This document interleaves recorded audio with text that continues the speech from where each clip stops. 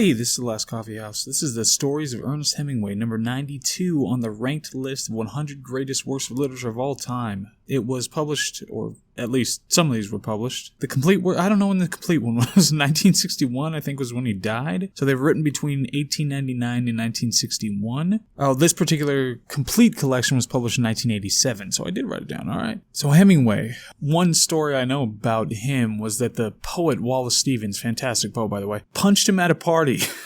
Just hauled off and punched him. I think it was a little bit of a literary envy as opposed to real enmity. But Hemingway kicked his ass, sat him down, and forced him to have a drink with him. Is that kind of guy? So some analysis. We've got this from Paul Davis in the Washington Times. He said, like his novels, the interesting and insightful stories were about crime, hunting, fishing, boxing, bullfighting, rugged individualism, grace under pressure, and love and war. So those are a lot of the ideas, themes, kinds of things that happen in these stories, and there are a lot of them. Some criticism, same thing from Davis. It was not until a few years later that I discovered his short stories, which were even more powerful than his great novels. He liked the short stories more than the novels. I think that's a tad ridiculous. I mean, For Whom the Bell Tolls, The Farewell to Arms, there's some incredible work in there that I wouldn't give up because you get to really ruminate in these, and as I'll get into, I'll explain. Anyway, some thoughts. I remember one on a mountain where they were really cold, and a guy was like stoically going through his life with his wife there. And this one in particular, I don't know how much I want to spoil about any of these, but like I said, there are a lot of them in there. But this one in particular, he has like gangrene. I think he's dying, and they're stuck on a mountain they were hiking up. It's like, I don't do a lot of mountain climbing like that. Like Kilimanjaro, that's a mountain, right?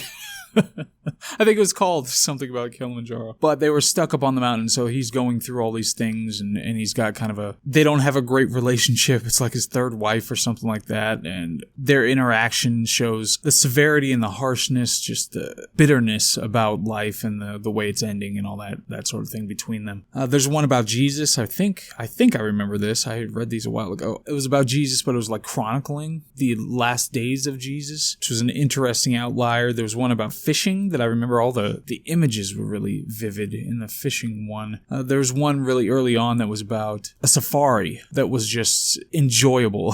It's really kind of masculine storytelling that was just enjoyable to read into. And there's a kind of background stoicism and cynicism to all of the characters in the storytelling. I don't know how to explain it. There's a clear baseline throughout the entirety. You get a baseline, there's an anchor from the style for any kind of topic that he goes into that's very clear when it comes to Hemingway. And obviously the language is so clean and so easy to read. And it's not so easy to read because it's dumbed down. It's that next level. I'm sure you've heard it described before. It's that next level of incredible refinement that creates this clarity. It's the next step beyond just being verbose for the sake of being verbose or just writing florid language for the sake of florid language. It's that next step that you're cleaning all that stuff up, creating your own style, and everybody describes it as a masculine style that he writes. And it's so nice to read, especially if you've been reading something like Dostoevsky or something that's kind of convoluted and a little too heavy. There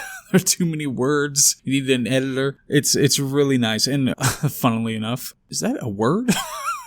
Hemingway, I remember he trashed the writing of Dostoevsky, not the ideas behind it or the storytelling or anything like that, but the actual prose he trashed in A Movable Feast. So it's funny that I use that as a comparison. One thing, it doesn't have enough range in the writing in the short stories. I just got done reading Marquez's collection, Leaf Storm, Gabriel Garcia Marquez, and there was a lot of range in his writing, even though it's all magical realism. There's a lot of range in it. In this, there's not a lot of range. It's not the kind of prose that you can binge read. It's not the Netflix of prose. It's the kind that you'll jump into, read a story, and jump out of and go to something else. But it's still, it's Hemingway. It contains this particular collection, well, it has all of them, so, but this one contains my favorite short story of all time, A Clean, Well-Lighted Place, which is beautiful and a wonderful distillation of pretty much everything you could possibly think about anything. Some quotes to get some ideas, and these are all from random stories, so they're not going to be related to each other, but they're going to have some ideas. Quote, as the car moved slowly across the open space toward the island of brushy trees that ran in a tongue of foliage along a dry water course that cut the open swale, Macomber felt his heart pounding and his mouth was dry again, but it was excitement, not fear. End quote.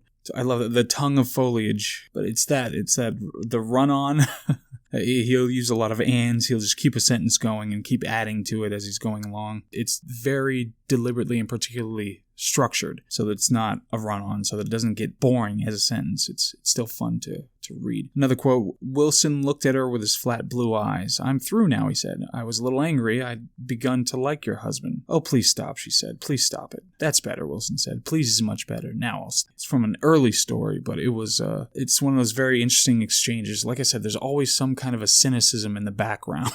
It's like this perpetual cynicism that's always there. It could just be nihilism, or I don't think ennui is enough for it. That's not direct enough or harsh enough. But it could just be something like that, but it's always in the background when you're reading the short stories at least, and Hemingway probably in general. Another quote, that was where they walked up the sleigh-smooth, urine-yellowed road along the river with the steep pine hills, skis heavy on the shoulder, and where they ran that great run down the glacier above the Madlenerhaus. The snow as smooth to see as cake frosting, as light as powder, and he remembered the noiseless rush the speed made as you dropped down like a bird. I mean, that's why that guy is where he is in the canon. Of course, he famously ate a shotgun. I didn't eat it, but he took a shotgun to the face, his own doing, when he was in his 60s, late 60s, something like that. But other people just can't do that kind of thing. It was such a clean sentence. It was such a creative way to describe it. And he didn't have to, it wasn't jagged. There were no hard edges in that. He just went right through it and loved every moment of it.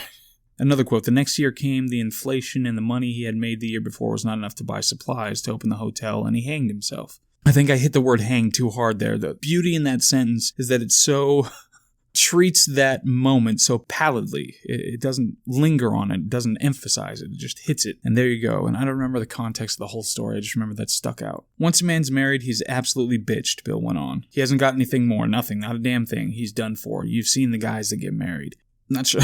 So I pulled that one out. Not sure if I was pulling it out for the politics or the writing style. Maybe a little more politics. Another one. This one's just this is something that often happens in Hemingway stories, where you have this kind of binary where these things play off of each other. Like early in the story, it says Americans make the best husbands, and this lady that's just going on about her kids and people getting married to Americans and that kind of thing. And then at the end, after they talk all about the relationships, it ends. We were returning to Paris to set up separate residences. So it's got that kind of a balance where it works off of itself like that in a cynical way.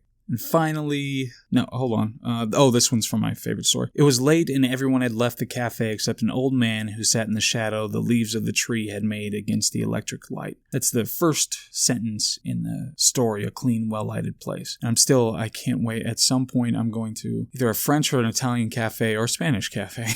And I'm going to sit outside at dusk. It's nearing dusk anyway, and I'm going to read that story. And it's going to be an incredibly important, illuminating experience, I'm sure. Meaning of life. Quote, by this time I was wishing I had not stopped into Chakotay's, but had gone straight on home where you could change your clothes and be dry and have a drink in comfort on the bed with your feet up. And I was tired of looking at both of these young people. Life is very short, and ugly women are very long, and sitting there at the table, I decided that even though I was a writer and supposed to have an insatiable curiosity about all sorts of people, I did not really care to know whether these two were married, or what they saw in each other, or what their politics were, or whether he had a little money, or she had a little money, or anything about them. I decided they must be in the radio. Anytime you saw really strange-looking civilians in Madrid, they were always in the radio. So to say something, I raised my voice above the noise and asked, "You in the radio?" "We are," the girl said. So that was that. They were in the radio. It just cracked me up. Ugly girls are long. Yeah, we are. So that was that. They were in the radio. Recommendation, absolutely. Everybody on the planet needs to read these. Like I said, pepper them in. They're not binge reading like some short stories are. Like I would say, I don't know. I mean, Marquez kind of binge reading. Joyce Carol Oates is another one who's kind of worth binge reading. But these are more mix them in. Just mix them in with other sorts of reading that you do to get a kind of cleanliness and a clarity to your reading, and then go back to the more convoluted stuff that aren't as finely pruned. But that's that. All right, this is The Last Coffee House. Thanks. Bye.